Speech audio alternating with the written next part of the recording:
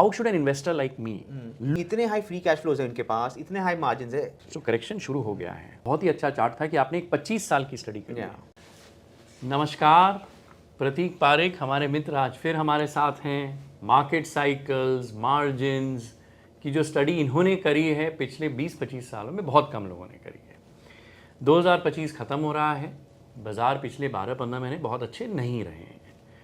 तो मुझे ये समझना था कि अगले साल क्या करना है, नया एक साल आ रहा है। तो प्रतीक जी ने एक बहुत ही बढ़िया रिपोर्ट लिखी है on capital allocation of India, कि पैसा कहाँ लगा है, कितने पैसे बन रहे हैं और इकोनॉमी में आज जो दिक्कतें हैं वो क्यों हैं। तो सबसे पहले प्रतीक धन्यवाद, और शुरू करने के पहले ही हैप्पी हॉलीडेज में आपको पहले ही कहना चाहूँ। Same to you Ajay. Yes, तो पहले ये बताइए कि ये जो कैपिटल एलोकेशन की आपने स्टडी करी है, क्या पहले बदलाव आपने देखा था बिफोर और आफ्टर कोविड? वहां से शुरू करते हैं। So I think that's a good point to start with. See, I think post-COVID there is a very big improvement in capital allocation metrics. आप कोई भी metrics उठा के देख लीजिए, ROE, ROCE, incremental ROE, incremental ROC, सब में बहुत बड़ा improvement है। बिल्कुल बिल्कुल। और हमारे हिसाब से ये improvement हम ascribe करते हैं what we call as restructuring. Restructuring मतलब कि प्री कोविड क्या था कि 2000 में बहुत बड़ा तेजी हुआ था, बुल रन हुआ था। यस। तो उसमें जब इतनी तेजी डिमांड आती है तो अपने आप थोड़े एक्सेसेस बन जाते हैं, right? So 2010s was about trying to figure out a way to lower those excesses. 2020s is about clean up of those excesses. ठीक है, राइट? द होल आरओसी का इम्प्रूवमेंट जो हुआ है वो आप जो पुराने मिस्टेक्स थे या लॉस मेकिंग बिजनेसेस थे आपने वो बंद कर दिए। फिर आपके पास बिकॉज अंडर कोविड बहुत सारे सप्लाई डिस्ट्रप्शंस हुए और large companies obviously capital wise better होती है, तो उनको बहुत अच्छा प्राइसिंग पावर मिला and they used that pricing power to fix their own balance sheets, you know. So they restructured balance sheets, उन्होंने कॉस्ट स्ट्रक्चर रीस्ट्रक्चर किया और जो पुराने लॉस मेकिंग बिजनेसेस थे वो सब बंद किए। वो सब का कॉम्बिनेशन से आरओई आरओसी बहुत अच्छा इंप्रूव हुआ है। बिल्कुल। Demand in fact is not been very great. अच्छा, मतलब अगर हम 5 साल का CAGR देखेंगे, रफली टॉप लाइन इज अराउंड 9-10% की रेंज में, 10-11% रेंज, जो if you look at a 25-year history of India is very average type. But ROE ROC, incremental ROE incremental ROC वो 18-20% हो गया है, which is top line grow नहीं कर रही है फिर भी इंक्रीमेंटली मार्जिन्स बढ़ रहे हैं क्योंकि इन्होंने केपेक्स नहीं किया। केपेक्स नहीं किया, करेक्ट। हाँ, या केपेक्स कम किया और दूसरा कॉम्पिटिटिव लैंडस्केप भी थोड़ा चेंज हो गया था पोस्ट कोविड, कि MSMEs के जो डिस्ट्रप्शन और वो सब हुए थे तो उससे इनके पास थोड़ा प्राइसिंग पावर ज़्यादा आ गया जी। सो ये तो कॉम्बिनेशन से बहुत अच्छा इंप्रूवमेंट हुआ है। ठीक है, पोस्ट कोविड। सो ये तो पोस्ट कोविड रहा, लेकिन आप देख रहे हैं कि एक और बदलाव आ रहा है कि एक तो जैसे आपकी रिपोर्ट में बहुत ही अच्छा चार्ट था कि आपने एक 25 साल की स्टडी करी है। उस 25 साल की स्टडी में आपने टॉप लाइन मार्जिन सब कुछ सारी साइकिल्स आपने स्टडी करी। एक मुझे बहुत खुद ही अचंभा हुआ देख के कि पिछले 10 साल में 7 सालों में टॉप लाइन ग्रोथ इंडिया का 10% से कम रहा है। यस। क्यों? या so again this is a very important point and this is what कि कॉर्पोरेट डिसीजन बहुत डिफिकल्ट हो जाते हैं। हाँ, कि लास्ट 10 साल में क्या हुआ है, साइकिल्स बहुत छोटी हो गई है। अच्छा। सो अगर आप वो देखेंगे डेटा पॉइंट तो 2-3 बहुत ही ताजुब, मतलब बहुत ही सरप्राइजिंग डेटा पॉइंट्स है उसमें। एक कि साइकिल्स बहुत छोटी हो गई है। ठीक है। जो अपस्विंग आता भी है वो 1-2 साल चलता है एंड देन फिर रिवर्स हो जाता है। और दूसरा, इवन अगर आप थोड़ा मीडियम टर्म ग्रोथ रेट देखेंगे CAGR, like let's say 10 year CAGR वगैरह सब, तो वो भी 2000s में 20% था, वो भी आधा होके 10 हो गया है एंड ट्रेंडिंग एक वे down.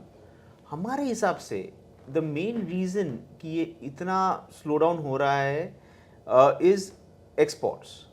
Exports is a very important driver for India इनका टॉप लाइन। ये बहुत कम लोग अप्रिशिएट कर पाते हैं बट ये बहुत इंपॉर्टेंट चीज़ है, ये हमने पहले भी डिस्कस किया है। पिछले, अगर आपको वो पिछला वीडियो प्रतीक जी का देखना चाहिए जहां इन्होंने एक चार्ट दिखाया है कि हमारी इकोनॉमी ग्लोबल एक्सपोर्ट से पूरी तरह लिंक्ड है। Yes yes. BSE 500 की टॉप लाइन पूरी लिंक्ड है। बिल्कुल बिल्कुल, सॉरी बताइए। हाँ, सो अगर वो स्लो होता है और आप एक्सचेंज रेट भी ओवर वैल्यू रन करते हो तो टॉप लाइन का अपने आप ही ट्रेंड नीचे रहेगा। और दूसरा क्या हुआ लास्ट 10 साल में, दुनिया में ही सस्टेन साइकिल आया नहीं है अपस्विंग। यस, क्योंकि दुनिया में लेवरेज इंजन था नहीं लास्ट 10 साल में। मतलब एक आध साल थोड़ा क्यूई करते हैं, थोड़ा स्टिमुलस डालते हैं, बट वो बहुत जल्दी फिजल आउट हो जाता है। अनलाइक 2000 जहाँ पे यूएस कंज्यूमर जो लीवर अप कर रहे थे, वो सस्टेन डिमांड ड्राइवर था फॉर 10 साल। यस, लास्ट 10 साल में वो डिमांड सेंटर ही नहीं आया दुनिया में, नहीं आया। हाँ। सो ये दोनों कॉम्बिनेशन से क्या हुआ है कि हमारा एक्सपोर्ट्स ग्रोथ स्लो रहा है, साइकिल छोटी हो गई है, और directionally also trending lower. Plus corporates भी क्या है, प्रॉफिटेबिलिटी फोकस्ड है, जो कि शायद होना भी चाहिए उनको। तो उसके कारण वेजेस, अगर टॉप लाइन नहीं आती तो वेजेस पे पूरा ट्रिकल डाउन होता है वो। और गवर्नमेंट ऑफ इंडिया वो भी फिजिकल डेफिसिट फोकस्ड है, वो भी एक अच्छी चीज़ है, क्योंकि फिजिकल एक्सेस जो हमने कर रखे थे उन्होंने रिवर्स किया वो। बट उसका दूसरा साइड होता है कि incomes to household from government या प्राइवेट सेक्टर दोनों वीक हो जाती है। बिल्कुल। सो इसीलिए लास्ट 10 साल में आपका ना एक्सपोर्ट्स चला है ना इनकम्स चले हैं। ओनली थिंग जो चला है वो है domestic house hold leverage, which can only go so far to offset this whole drag, and that's why top line 10 साल से ट्रेंडिंग लोअर है एंड साइकिल भी बहुत छोटी हो गई है अजय। तो ये तो फिर बहुत विशेष सी साइकिल हो जाती है कि आपकी टॉप लाइन नहीं बढ़ रही है। करेक्ट। टॉप लाइन नहीं बढ़ेगी तो कॉर्पोरेट पैसे नहीं डालेगा। करेक्ट। कॉर्पोरेट पैसे नहीं डालेगा तो नई हायरिंग भी नहीं करेगा। डिमांड नहीं है तो कंज्यूमर भी नहीं, राइट। तो फिर अगर तनख्वाह भी नहीं बढ़ रही है तो फिर तो नेगेटिव साइकिल लगातार रहती है। या और ऐसे में टिपिकली केन्स कहते थे कि गवर्नमेंट शुड इंटरवीन, राइट, कि पूरा फ्यूचर ग्रोथ आप आज इन्वेस्ट करें, कपिल भी कहते हैं, राइट। लेकिन फिर सरकार को खर्चा करना पड़ेगा। करेक्ट। तो थोड़ा फिस्कल ढील देनी पड़ेगी। करेक्ट। लेकिन सरकार भी टाइट कर रही है। करेक्ट। तो फिर एक चीज बताइए, इसमें फिर 3 भाग में बांटूंगा इस अगले सवाल को। एक है माइक्रो, एक है मैक्रो, और एक वैल्यूएशन लेते हैं, ठीक है। माइक्रो, मैक्रो, वैल्यूएशन, फिर तीनों के बारे में बताइए कि ये जो अंतर्द्वंद चल रहा है कैसे। सो अभी कोविड की बहुत अच्छी जर्नी के बाद अभी चीजें स्टेबलाइज हो रही है, ठीक है। विच इज कि micro is stabilising at very high levels. मतलब यहाँ से और इम्प्रूव करना ऑलमोस्ट नामुमकिन है। मतलब इतने हाई फ्री कैश फ्लोज है इनके पास, इतने हाई मार्जिन है, it is as good as we can get. अच्छा, मतलब it is in the best of state of sorts. मतलब मेरे करियर में तो डेफिनेटली बेस्ट ऑफ स्टेट है, तो इस पे कोई कंप्लेंट या गुंजाइश की सवाल नहीं है। बहुत अजीब हो गया कि माइक्रो बहुत अच्छा है, but macro is very okay, कि डिमांड का सेंटर अभी भी नहीं मिल रहा है हमें। मतलब जैसे जीएसटी कट किया, विच इज वेलकम, बहुत अच्छी चीज है, बट वही है कि उसको सस्टेन होने के लिए अगर इनकम थोड़ी वीक रहती है तो शायद उसके मल्टीप्लायर्स थोड़े कम हो सकते हैं, राइट। सो डिमांड का भी सेंटर थोड़ा मिसिंग है, और वैल्यूएशन अभी भी हाई है। सो मीडियन पी इंडिया का is around 35 times trailing P, जो थोड़ा हायर साइड बहुत हाई है। And market cap to GDP is 135%, is on the higher side, still high side, absolutely. Which means कि expectations बहुत high है। तो इसलिए हम लोग रिपोर्ट में बोलते हैं कि India Inc is all dressed up but no place to go. मतलब कि मैं पूरा सज धज के तैयार हूं, पर जाने की कोई जगह नहीं है। Nicely put. या तो वो थोड़ा सा अनयूजुअल सिचुएशन हो गया है। तो फिर देखो, अगर माइक्रो अच्छा होता है, यानी मैं कॉर्पोरेट, मेरा हेल्थ ठीक है, यस, ठीक है, ठीक है। मैक्रो खराब है, इसलिए मैं जो मेरा हेल्थ ठीक है उसका करूं क्या? करेक्ट। बाहर जाने की जगह ही नहीं है। करेक्ट। करेक्ट। और वैल्यूएशन मेरा महंगा है। अगर मैं कॉर्पोरेट होता, ठीक है, और आप मुझे बहुत सारा शहद देंगे तो मैं तो मक्की की तरह पहुंच ही जाऊंगा। Correct. Correct. Correct. So I will sell my stock अगर मेरा वैल्यूएशन महंगा है। What are you seeing there? मुझे तो मालूम है क्या हो रहा है, but I would love to hear your thoughts. So see, इसके पीछे भी रीजन है। सो अगर आज आप मैं कॉर्पोरेट में बैठा हूँ, राइट, तो मेरे पास 3 ऑप्शन है after fixing my balance sheet and yes. कि ऑप्शन नंबर 1 है कि मैं धंधे में वापस पैसा डालूं, ठीक है, री-इन्वेस्ट करूं, ठीक है। ऑप्शन नंबर 2 है कि चलो मैं मतलब मेरे पास अच्छा मार्जिन बन गया है, मैं कैसे भी करके इसको प्रोटेक्ट करूं, भले ही थोड़ा ग्रोथ सैक्रिफाइस करना पड़े, इट्स ओके। हाँ, पर नया पैसा नहीं डालो। नहीं, पैसा नहीं डालो, ठीक है। ऑप्शन नंबर 3 इज कि आप पैसा शेयरहोल्डर को वापस दे दो। आज अनफॉर्चुनेटली सिचुएशन ऐसा आ गई है कि तीनों ऑप्शंस शायद सब ऑप्टिमल है। Even capex? Yes. Okay, why? See, capex करना इज समथिंग जो हर financial expert, economist and including most strategist बोलते कि करना चाहिए। हाँ। और हमें भी बोलते कि अगर ये करेंगे तो अच्छा डिमांड आएगी। But as a shareholder I am not sure कि केपेक्स करना सही चीज़ है इन अ वीक डिमांड। अच्छा, क्योंकि अगर डिमांड वीक है और आप शेयर होल्डर आप ज़्यादा कैपेसिटी लगा देते हैं तो सप्लाई गलट हो जाता है, एग्जैक्टली तो भाव गिरेंगे, मार्जिन गिरेंगे। एग्जैक्टली। सो यही बहुत अंतर है 2000 की साइकिल में और 2020 की साइकिल में, कि 2000 में क्या था, डिमांड इतनी अच्छी थी कि कॉर्पोरेट जब केपेक्स कर भी रहे थे तो पूरा ऑब्जॉर्व हो जाता था, करेक्ट। वो मार्जिन पे हिट नहीं आया था तब, और अर्निंग्स ऊपर जाती थी और वैल्यूएशंस और स्टॉक्स भी ऊपर जाते थे, तो was a very good cycle. अभी क्या हो रहा है कि कॉर्पोरेट जो है जैसे ही थोड़ा सा भी केपेक्स करते हैं सडनली गलट हो जाता है। हाँ, हमने देखा है, प्लाईवुड में देखा है, हाँ, एमडीएफ में देखा है, correct. Sector after sector, sector, paints में देख रहे हैं अभी। हाँ। सो इस सिनेरियो में क्या होता है कि बहुत प्रॉब्लमेटिक हो जाती है कि शेयर होल्डर्स खुद ही बोलते हैं कि जब मार्जिन बहुत हाई होता है कि सर आप केपेक्स करो, कैपेसिटी कंस्ट्रेंट हो आप ही, वो फिर वो कैपेसिटी लेके आते हैं तो सडनली दिखता है कि सर आपने इतनी कैपेसिटी क्यों लेके आ गए, गलत करा दिया। Yes, so it become very difficult. For example I give you 4 examples Yes. कि पोस्ट कोविड जिसने केपेक्स किया है has not been a very rewarding experience honestly. So जैसे हमने रिपोर्ट में दिखा थे, IT, durables, you know, QSR और chemicals, these are 4 sectors which cover both goods, services, domestic, global, everything. Now सबने क्या किया कि डिमांड को देख के सबने केपेक्स किया बहुत। जैसे फॉर एग्जांपल आईटी सेक्टर का capex is mainly employees hiring. बिल्कुल बिल्कुल। तो 2021 में बहुत जोर से हायरिंग की। यस। अब इशू क्या हुआ कि डिमांड थी नहीं तो मार्जिन्स रोल ओवर हो गए, और उसके बाद उनको पता चला कि यार हम तो बहुत ज्यादा हायर करके बैठ गए, और तब से लेके आज तक 4 साल में स्टॉक फ्लैट है। यस, और हायरिंग भी नहीं है, टीसीएस की इनफैक्ट नेगेटिव है, अभी नेगेटिव हो गई है। यस, राइट, तो इट शोज कि बहुत जल्दी एक्सेस हो गया। Same thing with durables. 2021 में तब भी हमने एक रिपोर्ट लिखी थी कि ड्यूरेबल्स का प्रॉफिट मार्जिन और ऑटोस का प्रॉफिट मार्जिन 15 साल से साथ चलते थे अजय, बट हमने देखा कोविड के बाद ये बहुत डिस्टॉर्शन हो गया है, क्योंकि वर्क फ्रॉम होम के कारण सब लोगों ने खर्चा डिस्प्रोपोर्शनेटली ड्यूरेबल्स में कर दिया, तो उनके मार्जिन बढ़ गए। तो हमें तभी लगा था ये तो यार सस्टेनेबल नहीं है। वो तो मैं देख भी रहा हूँ वोल्टास में। हाँ, 9% का मार्जिन 5 आ गया। Correct. बिल्कुल बिल्कुल बिल्कुल। सो क्या होता है कि वहां से फ्लिप हो जाती है चीजें। तो एक बार पेंटअप को देख के सबको obviously margins is what I think is the real reflection of animal spirits. Yes, volumes, well said. Not volumes, it's the prices and margins जो एनिमल स्पिरिट्स को रिकिंडल करते हैं।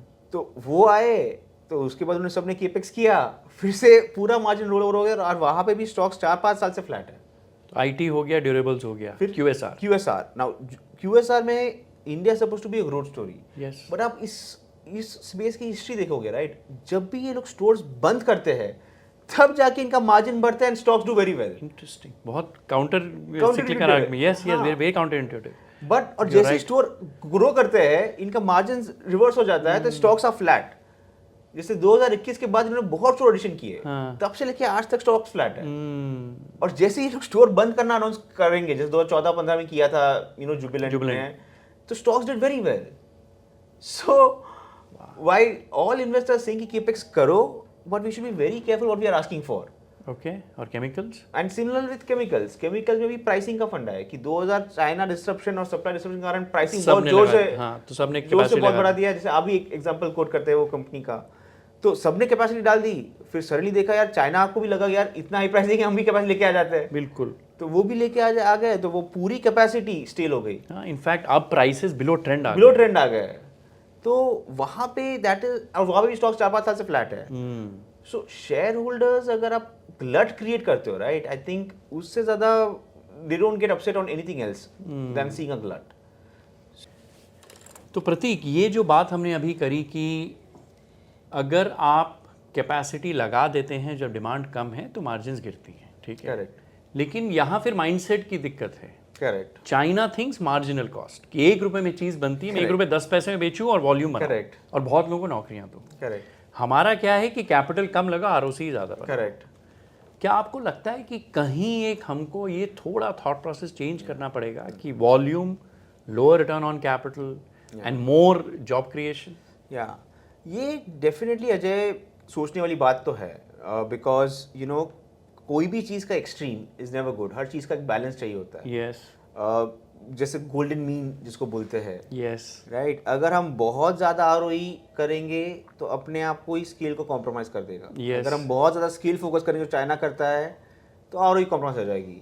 सो अगर हम थोड़ा सा चाइना की तरफ करने की कोशिश करेंगे, it's not a bad strategy at all. और हमारे हिसाब से if you want to really bridge you know the gap between India and China without compromising too much on ROE, तो आई थिंक द ब्रिज और safety valve is INR.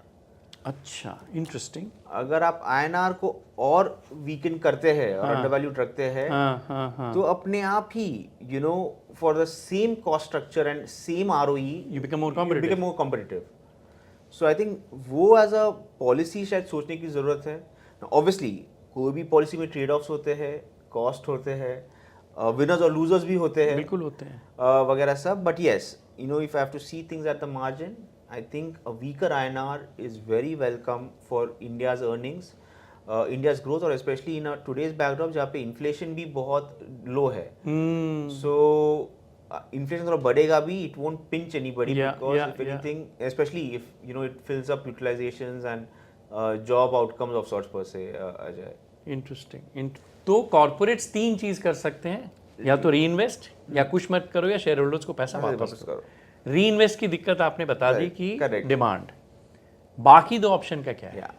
So बाकी तो option में suppose they focus on retaining, let's say what you call retaining high margins. ठीक है।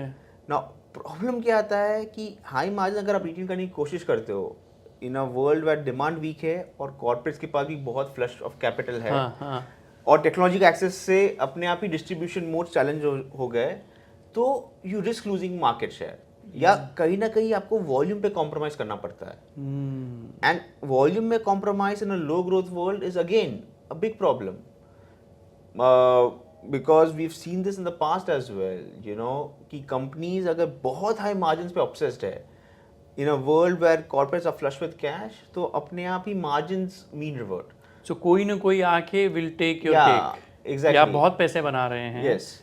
और technology है, capital available है, तो स्टार्टअप्स आके जो D2C ब्रांड वगैरह की कहानियां. करेक्ट. अच्छा. तो इसमें भी एट हाई वैल्यूएशंस आप ग्रोथ नहीं दिखाते, तो that was also not very appeasing, जो some of the consumer sectors में हुआ है. या अगर आप बहुत टाइम से हाई मार्जिन बना रहे हो और हाई ROC है, तो अपने आप कॉन्ग्लोमरेट्स आके डिसरप्शन कर देते हैं.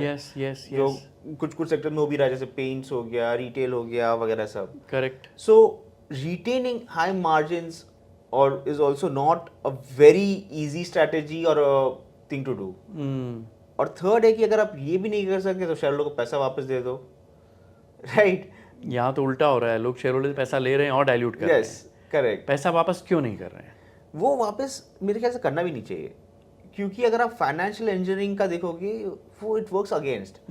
आज 35P मतलब 3% अर्निंग यील्ड हो गया. करेक्ट. सपोज इतने हाई पी पे ये लोग बाय बैक करते हैं हाइपोथेटिकली, ठीक है, तो अर्निंग्स एक्चुअली कम होगी, बिकॉज ये पैसा जो FD में डाल के रखा है इन्होंने, वो 5-5.5-6% पोस्ट टैक्स होता है. वहां से आप पैसा निकाल के 3% स्टॉक में री-इन्वेस्ट करके वापस कर रहे हो, और टैक्स अनफ्रेंडली भी है. दैट्स अनफ्रेंडली भी है.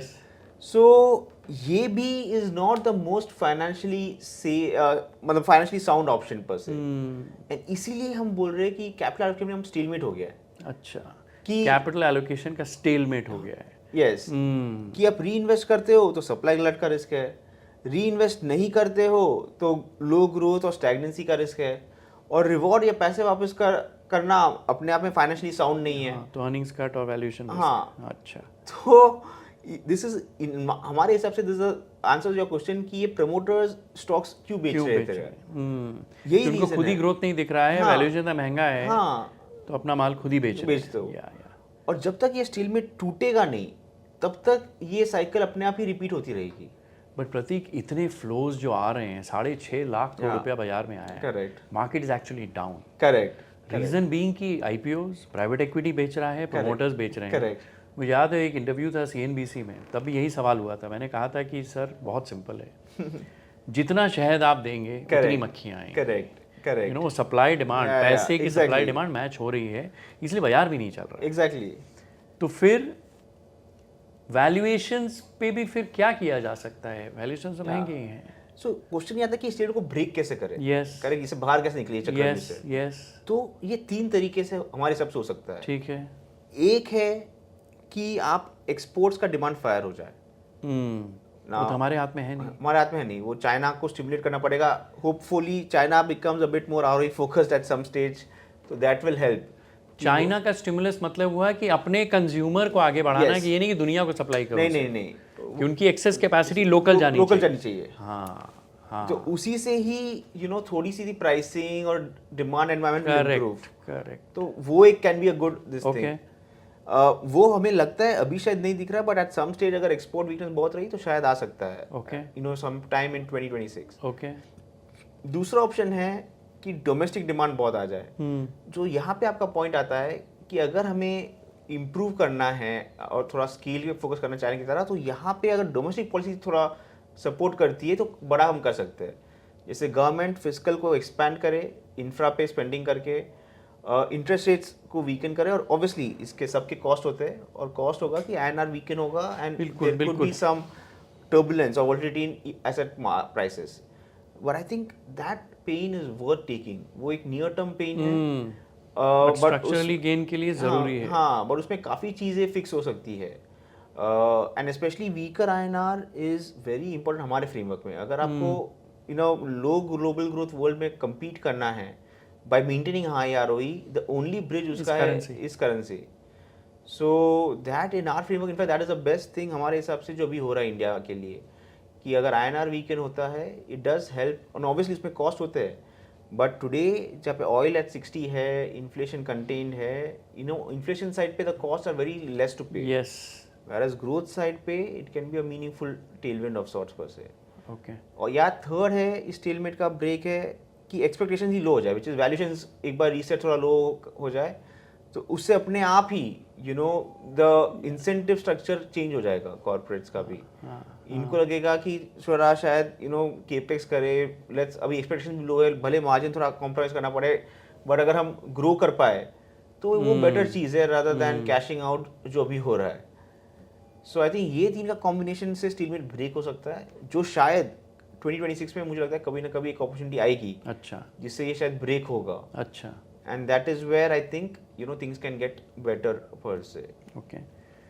तो फिर फाइनली फिर ये जो RRR आपने एक फ्रेमवर्क बनाया है, RRR के बारे में बताइए, और ये 3 तरह की जो आपने डिस्टिंक्ट कॉर्पोरेट्स की वो बनाई हैं, इसके बारे में बताइए।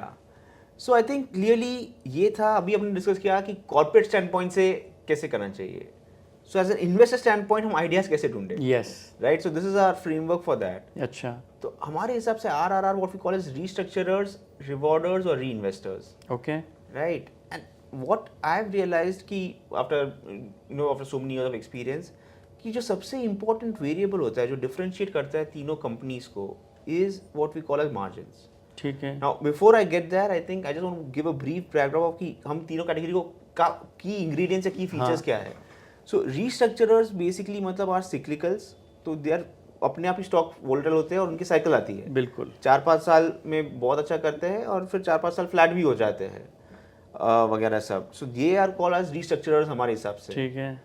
Second is reinvestors, these are the consistent compounders, जो कंसिस्टेंटली पैसा डिप्लॉय कर पाते हैं बिजनेसेस में, ग्रो कर पाते हैं, and for decades, I mean you can, these are the buy and hold kind of category stocks. And third is what we call as rewarders. These are cash cows, which are cash proxies of sorts per se. They do very well in deflationary environment. मतलब क्योंकि they are, इनमें growth अपने आप कम होती है, but अगर deflationary environment है, मतलब कहीं और growth नहीं है deflationary environment मतलब, तो इनका differential अपने आप ज़्यादा दिखता है और इनको प्रीमियम मिलता है। सम ऑफ दी टेलीकॉम, FMCG, वो सारी कंपनी जहाँ पे बहुत हाई कैश है, केपेक्स की जरूरत नहीं है, वो इस कैटेगरी में आती है। ओके। नाउ यहाँ पे भी आई वांट टू, व्हाइल हमने ये डिस्टिंक्शन बनाया है, I just want to ensure कि कैटेगरीज कीप चेंजिंग। मतलब restructurer can become a good reinvestor if they follow certain policy and principle, and a good reinvestor can become a restructurer if there are regulatory headwinds or adverse competition which comes and changes things of sorts per se. Okay.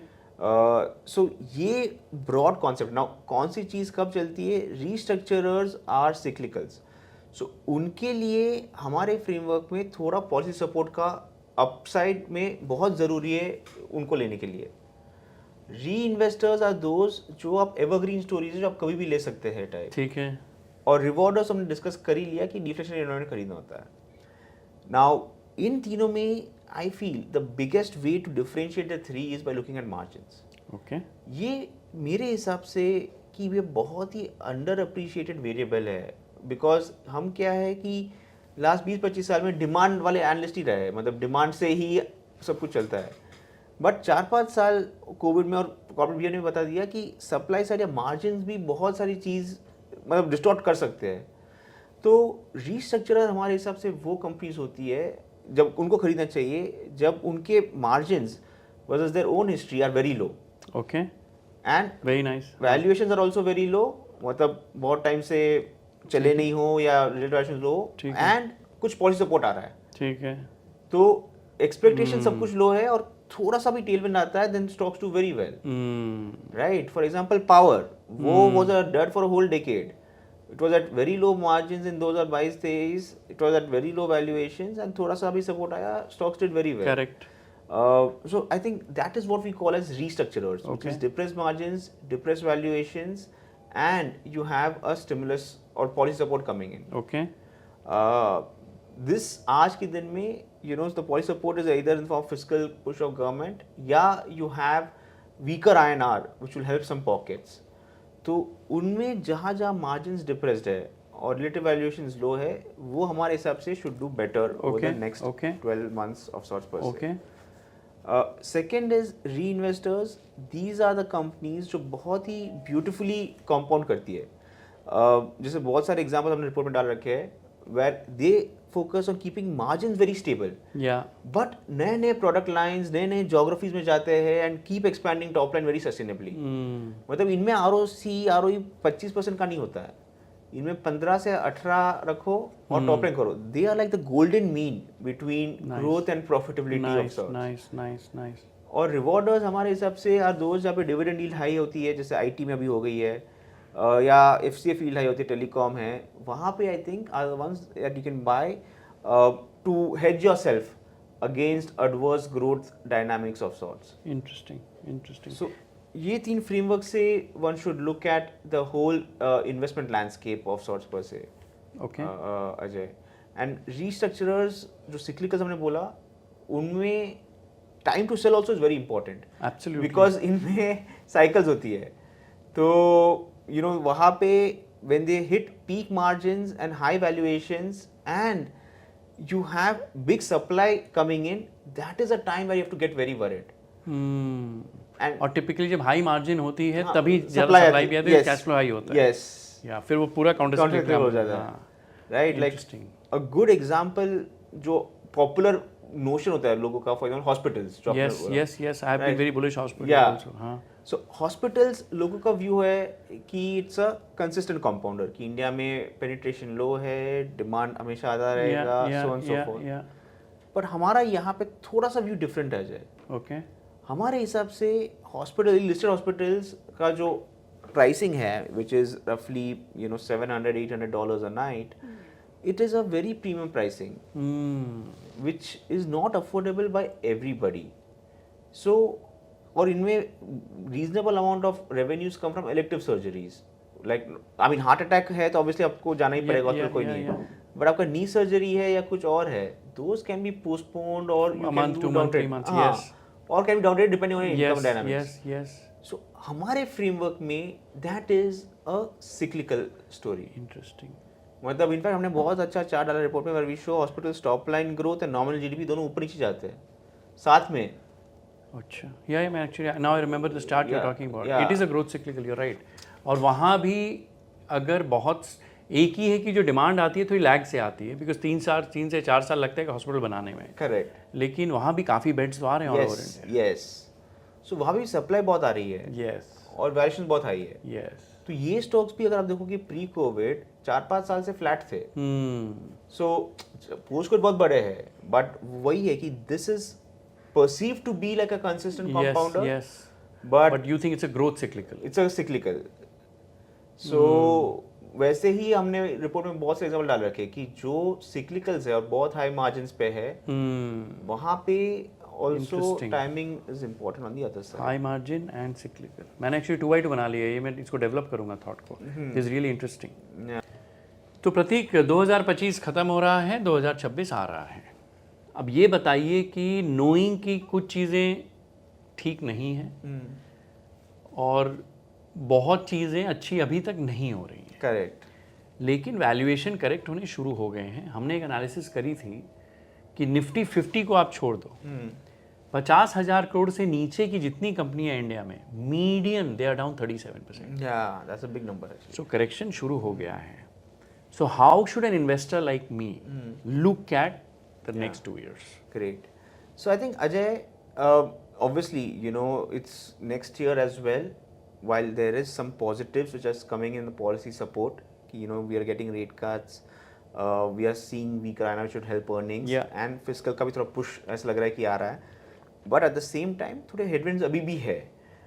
Which is कि tariffs का impact on real economy will be felt next year rather than this year. Absolutely. तो Absolutely. ये आगे ahead of us है हमारे rather than behind us. So ये scenario में मैं बस 2 चीज़ें बोलना चाहूँगा. One कि अगले साल earnings का जो बड़ा रिस्क है is not so much on top line. Top line तो चलो थोड़ा बहुत सा ऊपर नीचे होगा, 8-9 का परसेंटेज पॉइंट ईयर होता है, इज ऑन मार्जिन, बिकॉज बहुत सारे सेक्टर्स में supply is coming on stream and I think this will be a bigger chance of disappointment वगैरह सब.